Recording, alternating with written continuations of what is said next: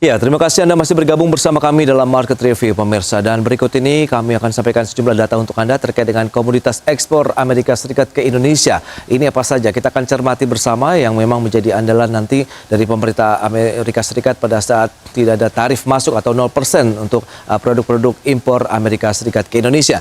Baik, yang pertama ada bahan bakar mineral, kemudian biji dan buah yang mengandung minyak, mesin dan peralatan mekanis, kemudian bahan kimia organik, ada residu dari industri makanan, kendaraan udara, mesin dan perlengkapan elektrik, kemudian pulp dari kayu, kemudian juga ada kertas, instrumen dan aparatus optik, serta produk susu, telur unggas, dan madu. Ini dia beberapa komoditas, kalau kita nilainya juga bisa Anda saksikan di layar televisi Anda.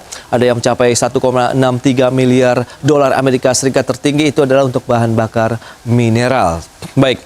Berikutnya kita akan cermati untuk komoditas ekspor utama Indonesia ke Amerika Serikat. Ini yang menjadi andalan Indonesia yang menopang juga ya untuk devisa negara. Mesin dan perlengkapan elektrik HS85 ini mencapai 2,22 miliar dolar Amerika Serikat atau 18,34% dari total komoditas ekspor non-migas Indonesia. Kemudian ada produk alas kaki HS64 mencapai 1,08 miliar dolar Amerika atau sekitar persentasenya 8,94% dari keseluruhan ekspor komoditas non-migas kita. Adalah juga pakaian dan aksesorisnya atau rajutan, ini kodenya adalah HS61, mencapai 1,02 miliar dolar Amerika Serikat.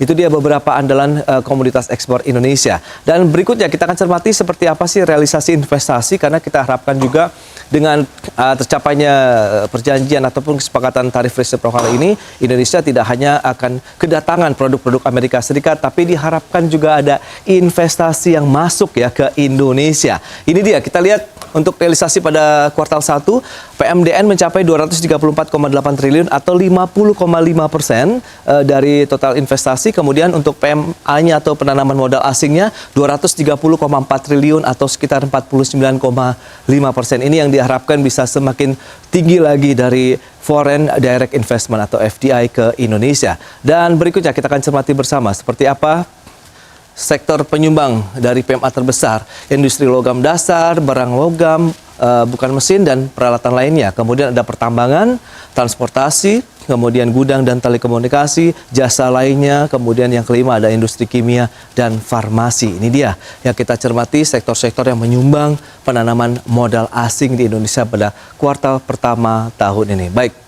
Kita akan lanjutkan kembali perbincangan bersama dengan Pak Ajib Hamdani. Nah, Pak Ajib, kalau kita berdasarkan informasi yang sudah disampaikan, Anda melihat seperti apa sih optimalisasi strategi yang perlu dilakukan oleh pemerintah, kemudian kolaborasi juga dengan dunia usaha, sehingga kita tidak hanya akan kedatangan dari produk-produk Amerika Serikat, tapi juga nih investasinya masuk ke Indonesia, Pak Ajib.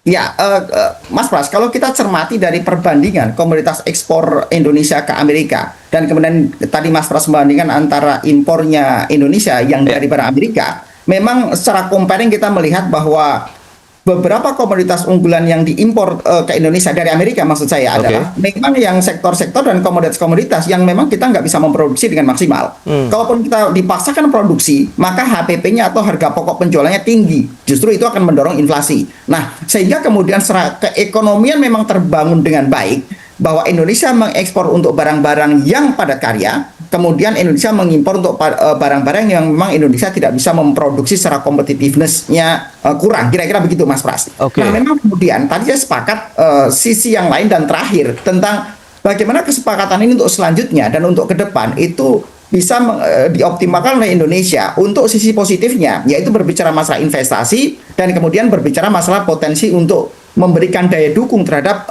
industri Indonesia. Karena kalau kita lihat, Mas Pras, bahwa Indonesia ini kan selama 10 tahun terakhir mengalami namanya deindustrialisasi, di mana sektor-sektor industri dan manufaktur itu kontribusi terhadap produk domestik bruto Indonesia semakin berkurang dan bahkan sekarang di bawah 20%. Harapan kita, Mas Pras, dengan kita bisa mengekspor barang-barang unggulan, kita bisa mengekspor barang-barang yang bersifat padat karya ke Amerika misalnya, maka hal ini menjadi sebuah momentum agar bagaimana industri dan sektor manufaktur kita itu bisa kembali dan terus bertumbuh. Yang sekali lagi memang Mas Pras, bahwa perlu kita cermati pertama begini, dunia usaha memberikan 3 masukan kepada pemerintah agar penguatan ekonomi domestik tetap bisa terjaga dengan baik. Karena begini, yang kita khawatirkan itu bukan banjirnya produk impor dari Amerika ke Indonesia. Tapi yang kita khawatirkan, Mas Pras, adalah bagaimana produk-produk misalnya dari China, karena mereka mendapatkan tarif yang tinggi ke Amerika, maka justru mereka membanjiri produk ke Indonesia.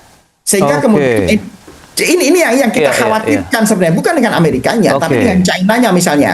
Karena kita lihat betul secara ekonomi, China ini kan pemerintah melakukan dumping, yaitu mereka melindungi harga keekonomian produk-produk China, maka harga mereka sangat murah dan kompetitif di luar negeri, di luar negerinya China, termasuk di Indonesia. Bahkan begini Mas Pras, kalau kita cermati deh, misalnya nih, kita coba belanja online misalnya, di online shop.